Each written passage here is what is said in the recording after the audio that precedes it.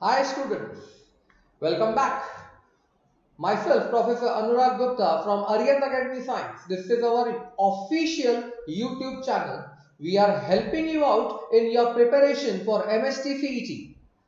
We are over here with the past year questions of straight lines topic, FYJC straight lines.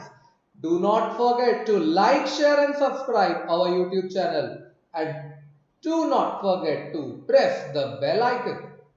Let's carry forward.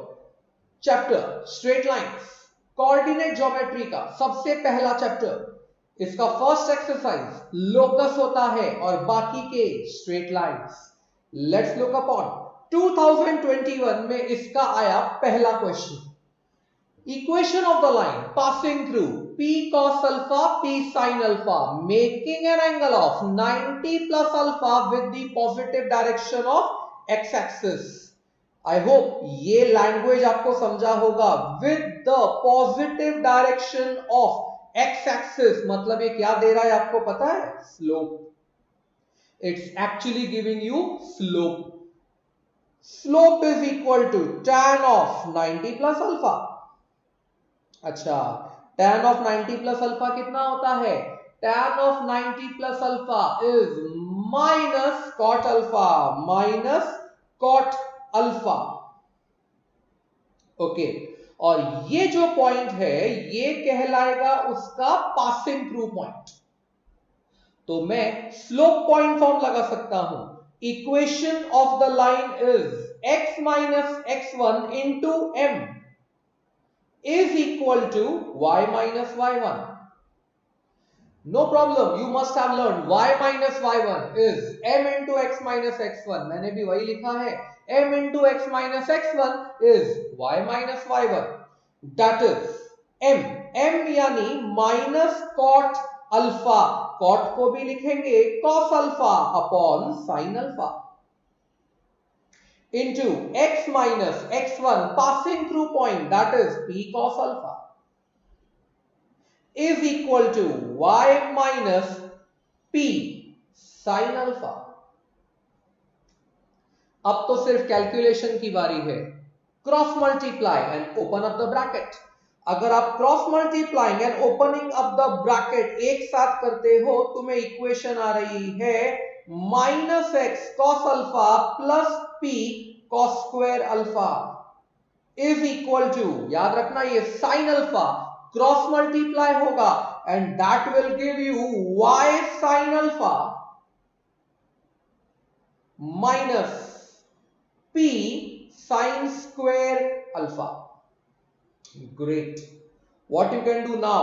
You can take this minus x cos alpha on this side and minus p sin square alpha on this side. You will get p sin square alpha plus p cos square alpha is equal to x cos alpha plus y sin alpha. I hope you must have got the clue. Okay, what's your answer? Your answer is x cos alpha plus y sin alpha is equal to p. Sin square alpha plus cos square alpha is 1. So that's your reply. कुछ नहीं था, एक slope point form का simple question था. Let's look on the next one. P is the length of the perpendicular from the origin to the line whose intercepts are A and B on the axis. तो बेटा जब वो बोलता है that the line have intercepts on the axis as A and B, equation of the line is considered as x upon A plus y upon b is equal to 1 or bx plus ay equal to ab. इधर ले लो, बन जाएगा minus ab equal to 0. तो ये line है आपकी bx plus ay minus ab equal to 0. I hope you must remember there was a pattern कि अगर मेरे पास एक लाइन है ax plus by plus C equal to 0 और मैं एक एक्सटर्नल पॉइंट x1, y1 से उस पे परपेंडिकुलर लेता हूं, तो इस परपेंडिकुलर की लेंथ होती है modulus of a x1 plus b y1 plus c upon root of a square plus b square. I hope यही लॉजिक आप इस सम में भी लगा पाओगे। क्वेश्चन बोलता है कि इस लाइन का इक्वेशन तो आ गया, ओरिजिन दैट इज 0,0 से परपेंडिकुलर ड्रॉप किया है और इस परपेंडिकुलर की लेंथ है p।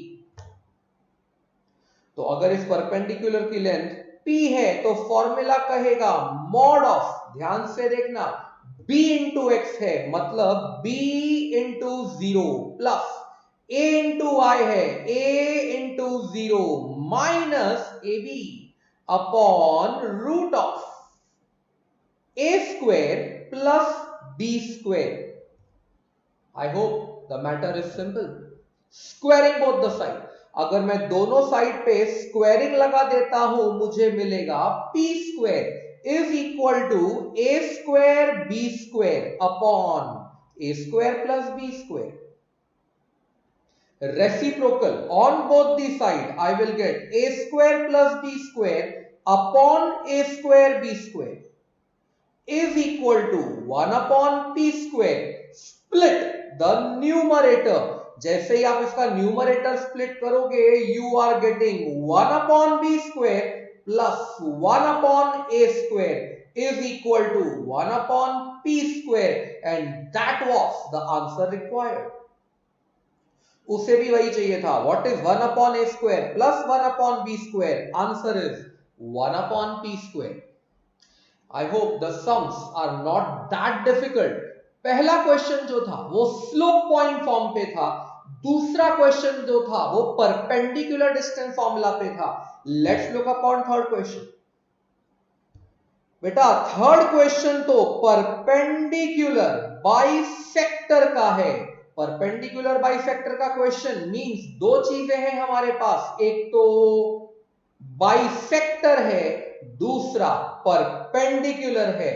You can imagine the line is joining A and B.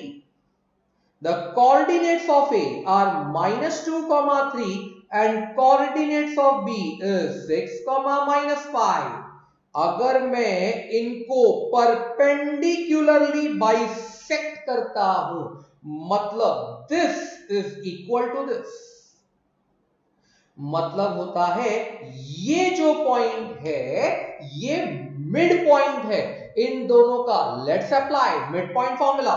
Mid point formula कहेगा -2 + 6 divide by 2 and 3 plus of -5, 3 - 5 divide by 2, मतलब ये मिड पॉइंट आ रहा है 4/2 which is 2 and -2 upon 2 which is -1, तो ये आ रहा है 2, -1 guys, 2, -1।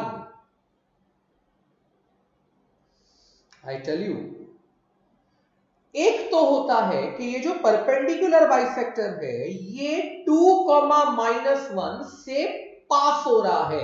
अगर मैं ये मान लूं कि ये 2, -1 से पास हो रहा है तो ये परपेंडिकुलर बाइसेक्टर को सैटिस्फाई करेगा, और अगर ये सैटिस्फाई करने की बात आई तो ऑप्शन ए ने तो पहले ही बोल दिया ना ना ना रे मैं नहीं आ रहा। ऑप्शन सी भी ओपनली कह रहा है मैं ना आता भाई। यानी सारा गेम दो पे आके टिका है, option B and option D, इनमें से कोई आ सकता है बिकॉज सैटिस्फाई तो ऑप्शन बी भी कर रहा है एंड सैटिस्फाई तो ऑप्शन डी भी कर रहा है। यस, x - y 3 आ रहा है और x + y 1 आ रहा है। प्रॉब्लम है, फंस गया मैं, कौन सा राइट आंसर आएगा? तो बेटा ये परपेंडिकुलर बाइसेक्टर है। मतलब इसकी स्लोप का नेगेटिव रेसिप्रोकल AB का स्लोप आएगा। एक काम करते हैं, AB की स्लोप निकाल लेते हैं। व्हाट इज AB की slope? y2 minus y1, that is minus 5 minus 3 upon x2 minus x1, 6 minus of minus 2, मेरे को आ रहा है -8 अपॉन 8। अरे गाइस, मेरे को m की स्लोप -1 आ रही है और ये नेगेटिव रेसिप्रोकल होगा। अगर ये नेगेटिव रेसिप्रोकल होगा तो बात समझ में आती है, m इसका 1 आएगा, है ना। ये देखो, सारा गेम हमने डायग्राम में ही खत्म किया। अगर परपेंडिकुलर बाइसेक्टर की बात करते हो तो परपेंडिकुलर बाइसेक्टर की स्लोप आ रही है 1 एंड पासिंग थ्रू पॉइंट आ रहा है 2, -1। ऑप्शन डी का ही slope 1 1 sorry, my mistake. Option B, this is my mistake, blunder. Option B आएगा क्योंकि ऑप्शन बी का स्लोप 1 है और it is passing through 2, -1।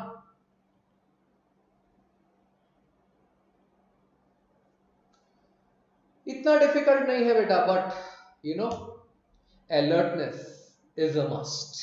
Question number 4. The line joining 2 points A and B is rotated about A in anti-clockwise direction through an angle of 15 degree. बेटा, इसका मतलब क्या हुआ पता है? इसका मतलब हुआ इसकी जो इंक्लिनेशन है उससे 15 डिग्री ऐड किया गया है। एक काम करते हैं, करंट इंक्लिनेशन निकालते हैं। तो अगर मैं बोलूं करंट स्लोप ऑफ AB, तो करंट स्लोप ऑफ AB आएगा y2 minus y1, 1 minus 0 upon x2 minus x1, 3 minus 2। Answer 1 आ रहा है। मतलब अगर करंट स्लोप 1 आ रही है, मतलब tan थीटा 1 आ रहा है, मतलब थीटा 45 डिग्री आ रहा है। नाउ उसने क्या बोला? एंटी क्लॉकवाइज डायरेक्शन में 15 डिग्री रोटेशन हुआ है। तो एंटी क्लॉकवाइज डायरेक्शन में 15 डिग्री रोटेशन हुआ है, मतलब new inclination will be 45 degree plus 15 degree, that is 60 degree. अब रोटेशन होगा तो पॉइंट बी चेंज हो जाएगा। रोटेटेड अबाउट ए है, इट इज यस गाइस, यानी ये जो न्यू पोजीशन आएगी उस पर भी ए पॉइंट एज इट इज रहेगा 2, 0 एंड इंक्लिनेशन 60 डिग्री आएगा, मतलब स्लोप tan 60 डिग्री आएगी, मतलब स्लोप √3 आएगी। Guys, I hope you are understanding. उसने क्या किया था? एक लाइन थी, लाइन का नाम था AB, उसकी स्लोप थी 1, यानी उसका करंट इंक्लिनेशन था 45।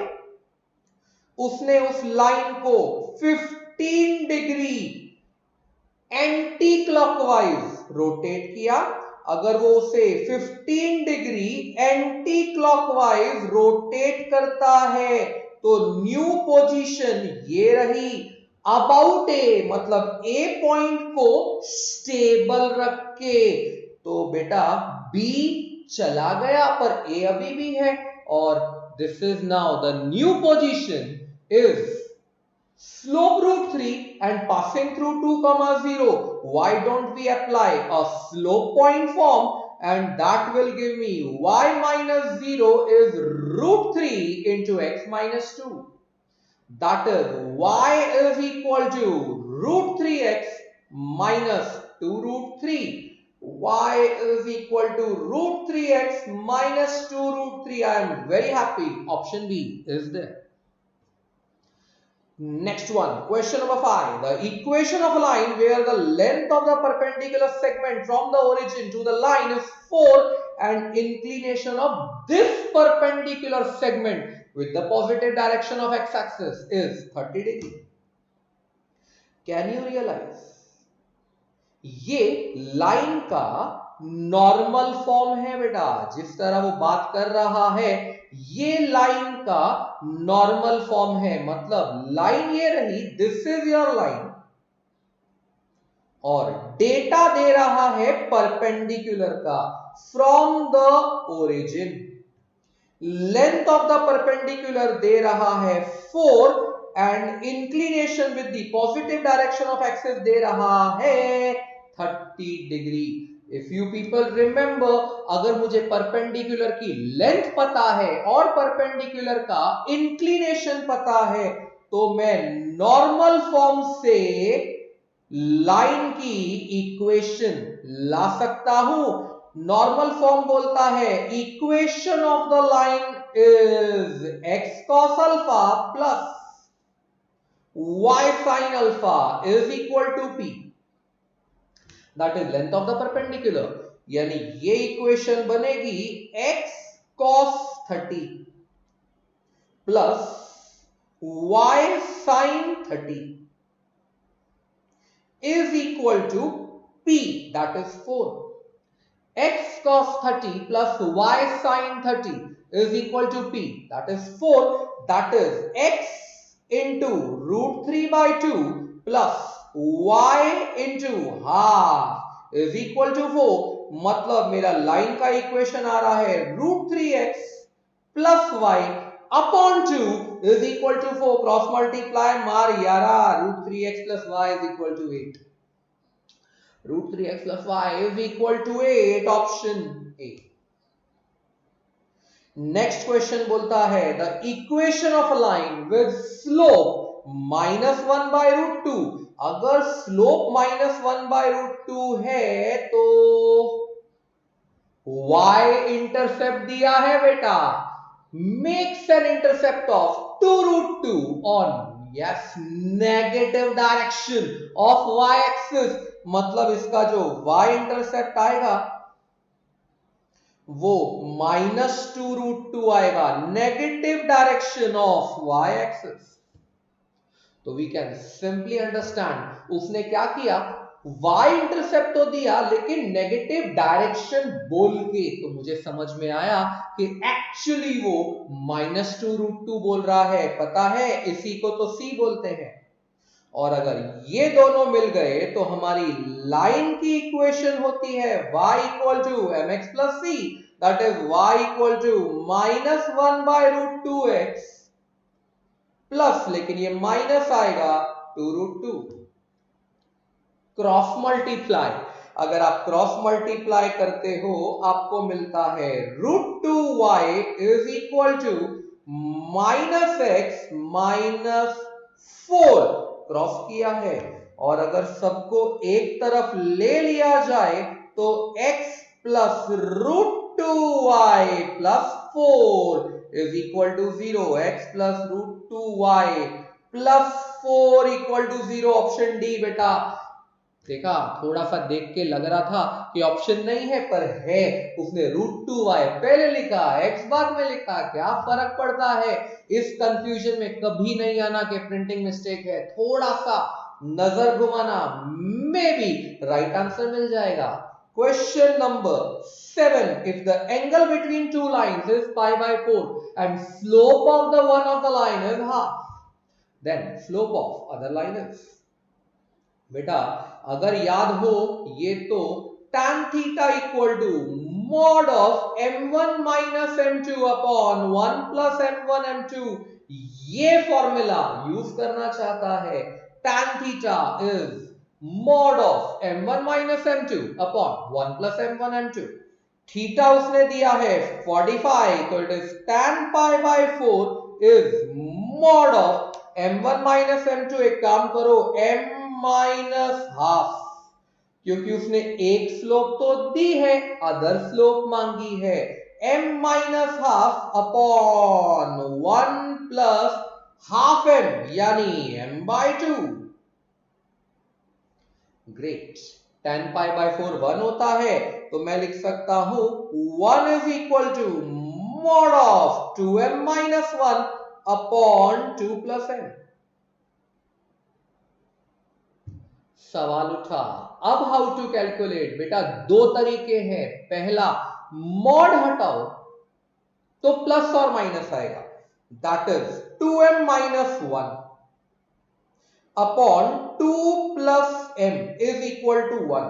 और अगर नेगेटिव कंसिडरेशन लेना है तो दूसरा स्लोप आएगा 2m minus 1 upon 2 plus m is -1। इन्हें सॉल्व करो, आपकी दो स्लोप्स हाजिर है, इसीलिए तो ऑप्शन में और करके दिया है। अगर मैं इसकी पहली कैलकुलेशन आगे बढ़ाता हूं तो मुझे मिलता है 2m minus 1 is equal to 2 plus m। m इधर तो 2m minus m और 1 उधर, 2 plus 1 3। इसका m का एक आंसर 3 आ रहा है, मतलब या तो ये या तो ये, ऑप्शन सी और डी गया। अब हम देखेंगे दूसरी कैलकुलेशन, तो वो बोलता है 2m minus 1 is equal to -2 minus m।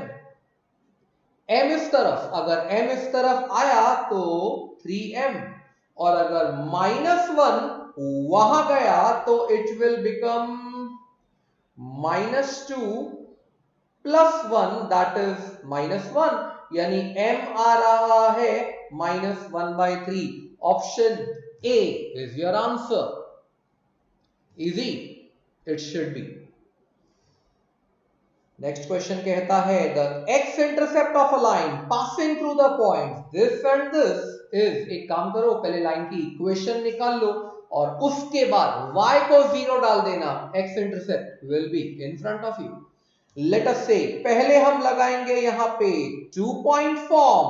अगर मैं 2 पॉइंट फॉर्म के पास जाता हूं, that is y minus y1 upon y1 minus y2 is equal to x minus x1 upon x1 minus x2। Let's go ahead। ये calculation कहेगी y minus 2 upon 2 minus 1 equal to x minus 1 upon 1 minus of minus plus half। Calculate, ये मुझे देगा y minus 2 is equal to, upon में 1 है, equal to x minus 1 upon 3 by 2।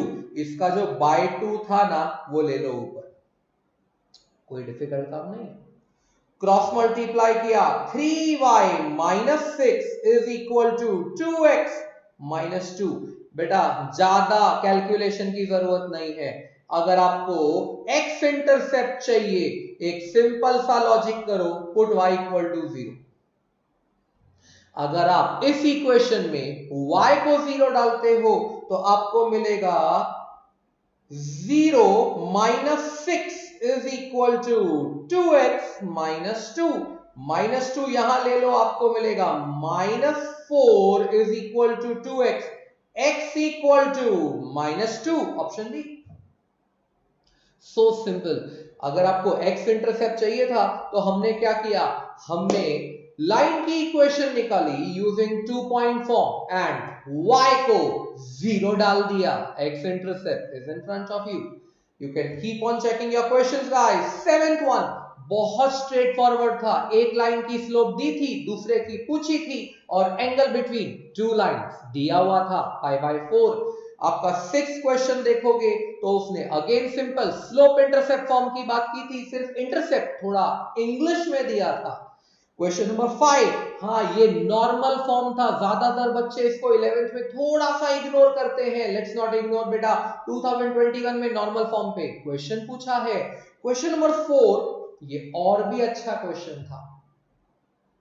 Anti clockwise turn but about a, यानी passing through में ए same रहेगा पर inclination 15 degree बढ़ जाएगा। थर्ड क्वेश्चन था perpendicular bisector, that was a very simple one. Or second question, again a simple one, perpendicular distance formula. And first one, yes, it's average question, but slope point form लगा के बहुत simple हो गया. So that was all about 2021 questions of the chapter straight lines. Meet you in the next session with another topic of 2021 questions previous year. Goodbye from Professor Anurag Gupta, Arihant Academy Science. Bye bye and best of luck.